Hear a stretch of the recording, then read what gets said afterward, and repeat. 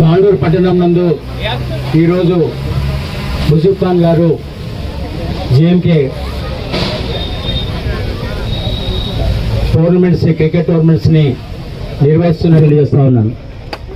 తాండూరు పట్టణంలో ప్రతిష్టాత్మకంగా 15 రోజుల ఈ యొక్క టోర్నమెంట్ కార్యక్రమాన్ని మరి ముజీబ్ గారి ఆధ్వర్యంలో నిర్వహిస్తున్నటువంటి సందర్భంలోన ఈరోజు 28వ తేదీ నాడు స్టార్ట్ అయిపోతే అక్టోబర్ 15లోగా క్లోజ్ అయిపోతుంది. మధ్యాహ్న జూన్ 10కి కంప్లీట్ అయిపోతుంది.